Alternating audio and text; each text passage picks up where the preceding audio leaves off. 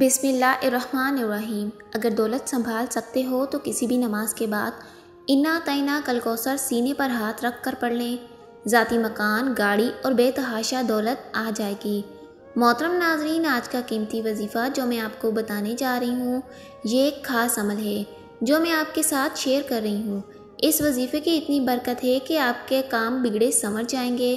آپ کا دولت کا مسئلہ ہے، لڑائی جھگڑے کا مسئلہ ہے، گھر میں تنگ دستی ہے یا پھر محتاجی ہے، گھر میں لڑائی جھگڑے ہیں، اگر کوئی آپ کی بات نہیں مانتا، یا کاروبار میں برکت نہیں ہے، یا منافع نہیں، یا کاروبار چل نہیں رہا، بس یہ وظیفہ کرنے سے جو معجزات ہوں گے آپ دیکھتے رہ جائیں گے۔ اور کافی لوگ ایسے ہیں جو وظیفہ کر کر کے تھک گئے ہیں لیکن ان کو کامیابیاں نہیں ملتی، ان کے راستے میں اس طرح کی رکاوٹیں اور اس طرح کی بندشیں ہیں، تو ان کے لیے بھی یہ عمل، اس وظیفے کو کر لیں۔ انشاءاللہ اللہ پاک ایسا معجزہ فرمائیں گے، اللہ پاک ایسا کرم فرمائیں گے کہ تمام مشکلات ختم ہو جائیں گی۔ آج کے دن یہ وظیفہ خاص وظیفہ ہے۔ اس سورت کو پڑھنے والا آج تک کبھی کسی حاجت سے محروم نہیں رہا۔ اس آیت کو پڑھنے والے کو مانگنا نہیں پڑتا، اسے سب ویسے ہی مل جاتا ہے۔ میرے بھائیوں اور میری پیاری بہنوں، نبی کریم صلی اللہ علیہ وسلم نے فرمایا، اے عبداللہ بن قیس، کیا میں تمہیں جنت کے خزانوں میں سے ایک خزانے کے متعلق نہ بتاؤں؟ میں نے عرض کیا، یا رسول اللہ صلی اللہ علیہ وسلم کیوں نہیں، آپ ضرور بتائیں۔ تو آپ صلی اللہ علیہ وسلم نے فرمایا، تم کہو لا حول ولا قوت الا باللہ، نہ گناہ سے بچنے کی طاقت ہے اور نہ ہی نیکی کرنے کی ہمت، اللہ تعالیٰ کی توفیق صحیح ہے۔ صحیح بخاری میں یہ عمل روایت ہے۔ تو میرے بھائیوں بہنوں، آج کا یہ وظیفہ کس تعداد میں کرنا ہے اور کیسے پڑھنا ہے، کس وقت پڑھنا ہے، اور اس وظیفے کو پڑھنے سے کیا کیا فوائد آپ کو ملیں گے، آج کی اس خاص ویڈیو میں ہم آپ کو اس کے متعلق سب بتائیں گے۔ حدیث پاک صلی اللہ علیہ وسلم ارشاد ہے، اے لوگو، اتنی عبادت کرو جو قابل برداشت ہو، کیونکہ اللہ ثواب دینے سے نہیں رک سکتا یہاں تک کہ تم خود عبادت کرنے سے اکتا جاؤ گے۔ اب آپ نے اس سورت کو کیسے پڑھنا ہے، کس ترتیب سے پڑھنا ہے، یہ طریقہ کار جان لیجئے۔ جب تک آپ کو طریقہ کار نہیں پتہ ہوگا پھر عمل اثر نہیں کرتے۔ کچھ خاص احتیاطی تدابیر ہوتی ہیں، تو اب اس طریقہ کار کو جان لیں۔ احتیاط میں سب سے پہلے یہ ہے کہ آپ نے اس کو کس وقت کرنا ہے۔ اس عمل کو آپ کسی بھی نماز کے بعد کر سکتے ہیں، فجر، ظہر، عصر، مغرب، عشاء یا تہجد، کسی بھی نماز کے بعد کر سکتے ہیں۔ اس میں کوئی پابندی نہیں، جب بھی آپ کو وقت ملتا ہے آپ اس وظیفے کو کر لیں۔ اس میں کوئی خاص پابندی نہیں، کوئی بھی مرد اس وظیفے کو کر سکتا ہے اور کوئی بھی عورت اس وظیفے کو کر سکتی ہیں جن کو مشکلات کا سامنا ہے۔ جو مرد بیچارے اپنی بیوی بچوں کے لیے، گھر پالنے کے لیے باہر محنت مشقت کرتے ہیں، اسی طرح سے کچھ عورتیں بھی ایسی ہیں جن کے بہت سے مسائل ہوتے ہیں، وہ بھی اس عمل کو کر سکتی ہیں اور لازمی کریں تاکہ آپ کی زندگی میں آسانیاں آ جائیں، آپ کے تمام مسئلے حل ہو جائیں۔ انشاءاللہ آپ نیت کر کے اس عمل کو کریں تو آپ کے مسئلے حل ہو جائیں گے انشاءاللہ تعالی۔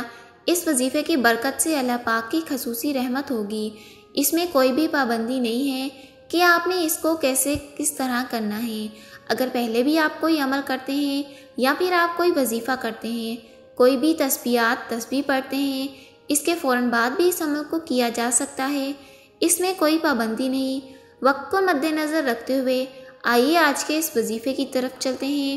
سب سے پہلے آپ لوگوں نے ایک مرتبہ اعوذ باللہ من الشیطان الرجیم اور ایک مرتبہ ہی بسم اللہ الرحمن الرحیم پڑھ کر وظیفے کا آغاز کرنا ہے۔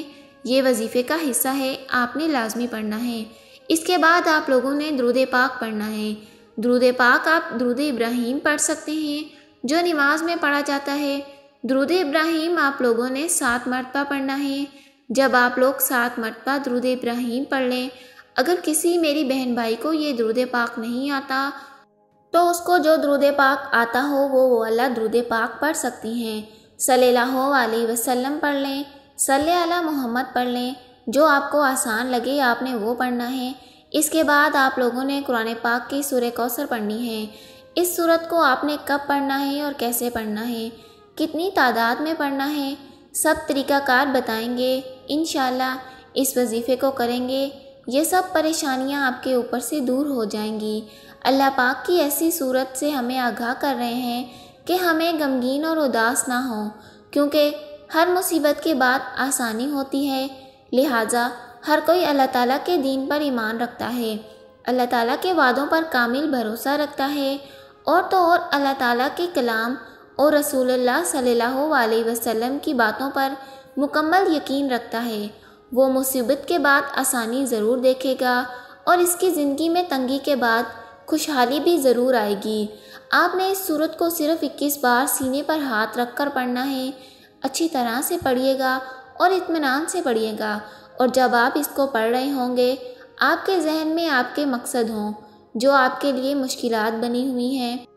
آپ کی جو بھی حاجتیں ہیں آپ یقیناً اس نیت سے کریں گے، آپ کے تمام مسائل دور ہو جائیں گے۔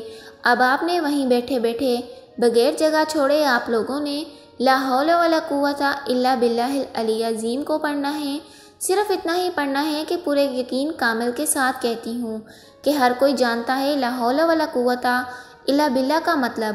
حضرت عبداللہ بن مسعود رضی اللہ تعالیٰ عنہ فرماتے ہیں کہ لا حول ولا قوت الا باللہ میں نے رسول اللہ صلی اللہ علیہ وسلم کے سامنے پڑھا تو آپ صلی اللہ علیہ وسلم نے فرمایا اس کا مطلب جانتے ہو؟ میں نے عرض کیا یا رسول اللہ خوب جانتے ہیں۔ رسول اللہ صلی اللہ علیہ وسلم نے خود ہی ارشاد فرمایا اس کا مطلب یہ ہے کہ گناہ سے پھرنے کی طاقت نہیں مگر اللہ کی حفاظت سے، اور اللہ کی عبادت کرنے کی قوت نہیں مگر اللہ کی مدد سے۔ فرمایا جو بندہ ہر وقت استغفار کرتا رہتا ہے اس کی ہر مشکل آسان فرما دیتا ہے، اسے ہر غم دور کر دیتا ہے، اور ایسی جگہ سے روزی دیتا ہے جہاں اس کا گمان بھی نہیں۔ اس کی آپ نے 100 دانوں کی تسبیح کرنی ہے۔ اس کے بعد آپ لوگوں نے دعا کرنی ہے سبحان اللہ یا رب کریم، آپ کو اپنی شان کریمی کا واسطہ ہم گناہ کاروں پر اپنے گھر کے بند دروازے کھول دے۔ ہم سیاہکار ہیں لیکن ہے تو تیرے ہی بندے، سوا ہمارے تمہارے کوئی بھی نہیں۔ یا ذوالجلال والاکرام ہم تجھ سے اپنے ہر گناہ کی معافی مانگتے ہیں جو تنہائی میں کیا یا محفل میں کیا یا نادانی میں کیا یا جانے میں کیا۔ اللہ اپنی شان کریمی کے صدقے، اپنے کعبے کی عظمت کے صدقے ہمیں معاف کر دے۔ تمام دوستوں سے گزارش ہے کہ کمنٹ باکس میں آمین ضرور لکھیے گا۔ اللہ پاک ہم سب کا حامی و ناصر ہو۔ اللہ حافظ۔